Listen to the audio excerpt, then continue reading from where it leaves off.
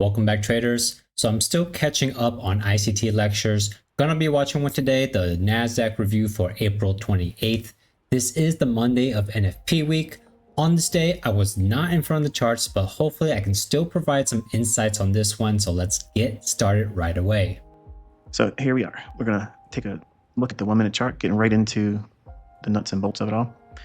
I want you to see how the market had a dive lower, and then it rallied up, creating a high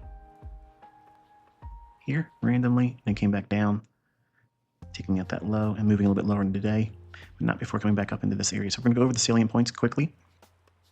Right away, I want you to take a look at these two lines here. That is a volume imbalance. And you're probably thinking, like, why are you looking at that? Well, the market created this short-term high here, so that's minor buy side ahead of the 9:30 opening. Then it opens up, and trades just above this high, and then on its way back down, I'm going to nail that right there. That's what I'm aiming for. And I gave you this low in the Telegram channel before the opening bell. So here's an execution, and I'm working with my niece, trying to teach her, and I'm also working with Cody. So I'm trying to show him some things, I'm trying to show her some things, and aiming for that volume of bounce as it went up here, as it started to come right back down. That's what I'm aiming. I'm hitting it on a market order, and I'm going to target that low right there. And you can see the close was at 19,530.75. Okay, so without looking at my own charts, I don't know where on here is the buy side and sell side liquidity, but on the higher time frame, I am long-term bullish. So I don't think I would go for this short here. Sure, ICT shorted here, but this is not my setup. I would not be comfortable shorting here. I would miss this and not even be a little bit annoyed. And you shouldn't either if this is not your setup that you've practiced with backtesting. Now, from what I can see here, the first hour on Monday, even though price is moving, there's not really a single setup here that I would love to take. I'd much rather just sit on my hands. Now, there is this fair value gap around 1025 that I would consider. I like it because we swept the short-term high, created a fair value gap, changed in the state of delivery, and the risk isn't very wide. And I'm looking at this rally and drop as a balanced price range where we went up into this fair value gap, and if you look above, there's not really any other obvious large inefficiency. So if I was in front of the charts, I may be willing to take a short here depending on where the sell side liquidity is. If we haven't taken it yet, I would most likely take a chance on a short if we return back into this fair value gap. And now let's break it down a little bit further. Why did price do what it did here today? Well, here is the new week opening gap for this week, April 27, 2025, and I have the quadrant levels in there and the consequent encroachment level. So that's going to be salient in a couple minutes.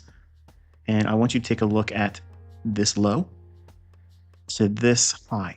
I'm drawing the Fibonacci from that low to that high, and I'm plotting the negative 0.5 low. I've taught this in 2024 and mentioned a little bit about in 2025 so far, but that's nailing the high of the day.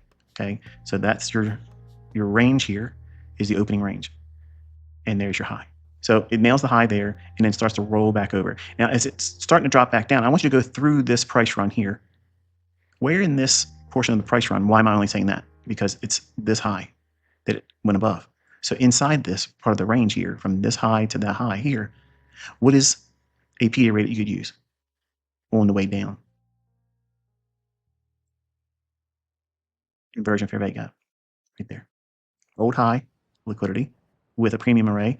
Market trades down below it, then comes right back up here and sends it back down into the new week opening gap and then to the sell side below here. Now I'm keeping these two executions here on the chart so that we can keep reference where we are as I move forward in time. 950 to 1010 macro, that's when it delivers. It starts to run here to go to sell side here. That's algorithmic. All right, so here's where we are now. That's that execution, so you can see where the opening is, and that's the high inversion fair value gap. Market trades down below that low to this level here, and then back up into first percent of fair value gap here. Now, it's a SIBI, so sell side imbalance, buy side inefficiency. As we go below it, it picks back up the same characteristic it had at creation, which is a bearish fair value gap. That's why it's shaded pink. So it trades up into the just short of the consequent encroachment of the new week opening gap here check that on your end, because if my memory serves me correct, it just got really close to doing it, but didn't go there entirely. Breaks lower, comes right back up, hits it again. Now, what time should the price run? Michael, why didn't it just start to sell off from here and just keep on going, take out that low? Because it wasn't time to. 1050 to 1110 macro. Here we are. Same scenario here. Lower quadrant of the new week opening gap. Breaks lower on the heels of the macro starting. Come back up into breaker. Breaks lower, fair value gap. Trades up into that as well. Consequent encroachment of the fair value gap. Sends it down into last Friday's opening range gap. Oh my goodness. That's just like I said in Saturday's Shotgun Saturday. Think about it. New week opening gap down to a old opening range gap.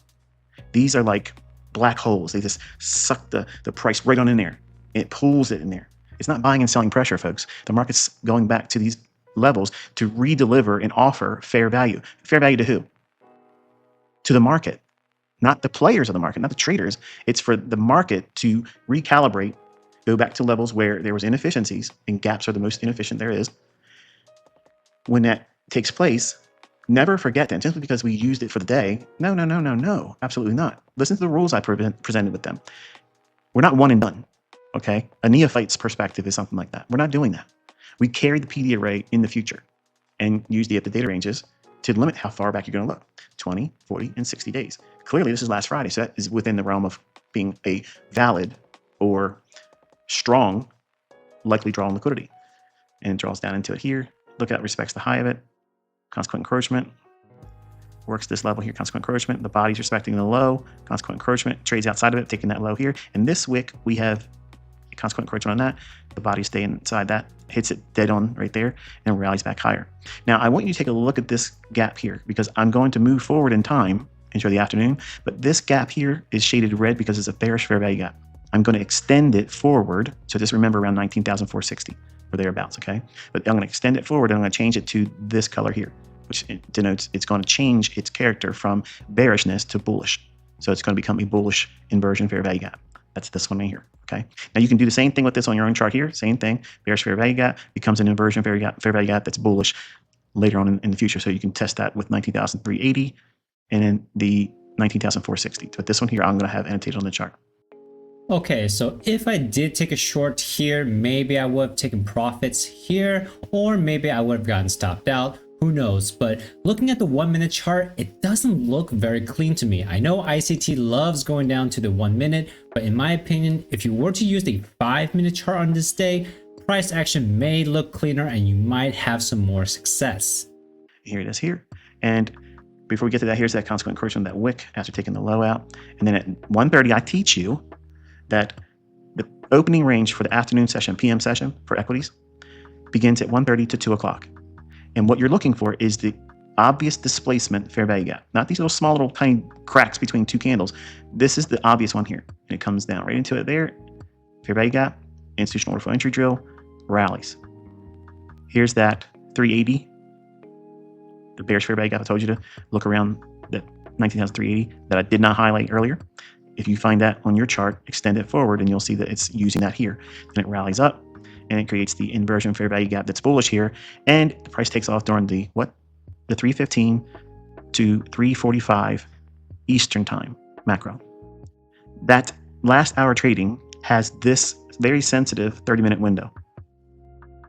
Stop listening to these people. They tell you there's a 20-minute after the hour macro, a 40-minute after it. Forget all that. Okay, forget all that stuff.